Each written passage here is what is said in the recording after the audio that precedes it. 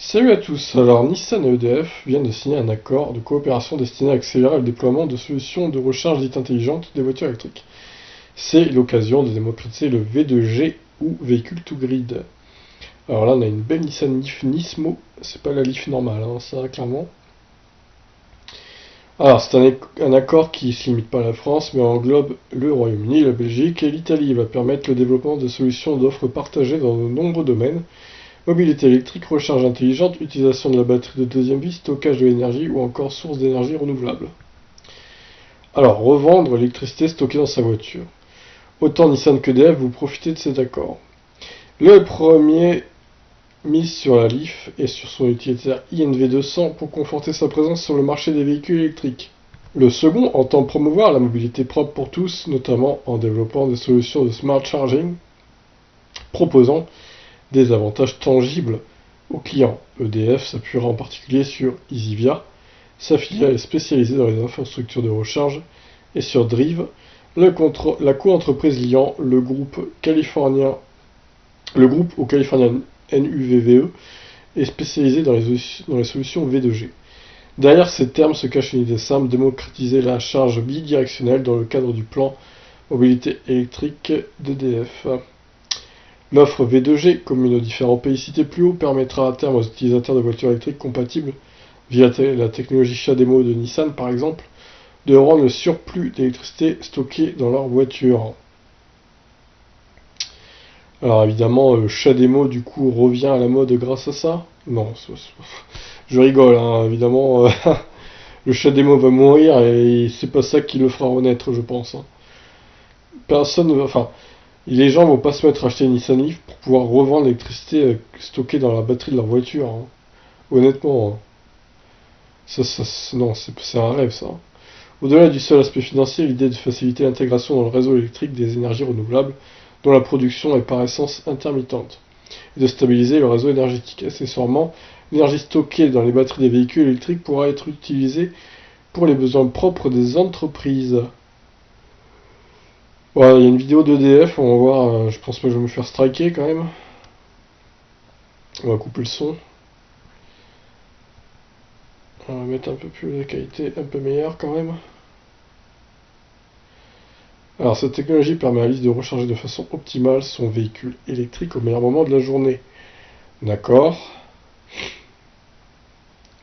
La batterie, magnifique batterie. La nuit elle se recharge quand le prix du kilowattheure est compétitif. Très bien. Et au petit matin, Alice peut se rendre au travail sereinement avec sa magnifique voiture. Pendant la journée, la voiture se charge grâce aux bornes installées sur le parking de son entreprise. Lorsqu'Alice rentre chez elle et sa batterie dispose encore de suffisamment d'énergie, elle a devant du réseau une partie d'électricité stockée dans sa batterie et déchargée pour alimenter son logement ou son quartier. C'est le V2G. D'accord.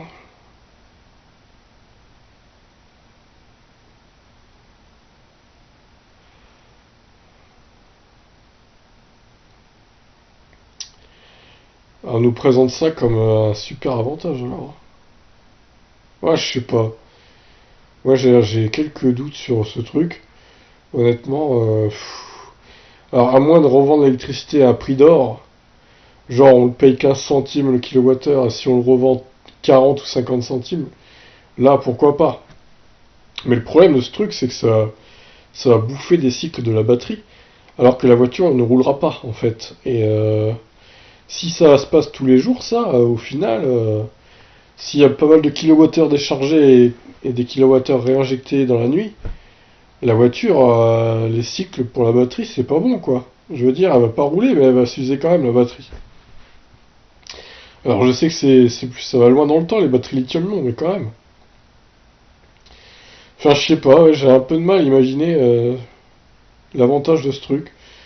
Je sais pas. Après voilà, comme j'ai dit, si ça rapporte 50 centimes de revendre 1 kWh, là ok, pourquoi pas, mais si c'est pour revendre 20 centimes le kilowattheure et en prendre 15 centimes ou un peu moins quand c'est les heures creuses du coup, enfin je vois pas trop l'intérêt personnellement. Donc je sais pas. Bon, après on aura peut-être une idée des tarifs, hein, mais bon, je sais pas, j'ai un peu de mal à saisir l'intérêt de ce truc. Personnellement, même si le Kona est compatible avec ça, je le ferai pas, je pense. À moins vraiment qu'on puisse revendre le kilowattheure à prix d'or. Mais à mon avis, il faut pas rêver, hein, ça ne sera pas le cas. Bon, bah, si vous voyez, vous, si vous êtes intéressé par ce truc, pourquoi pas nous le dire, ce que vous voyez comme avantage, etc. Moi, je pense que ça va bouffer la batterie inutilement. Les niveaux de durée de vie, ça va l'entamer un peu, alors que la voiture ne roule pas. Et je trouve ça un peu dommage. Donc voilà, je vous laisse. N'hésitez pas à réagir. Ciao.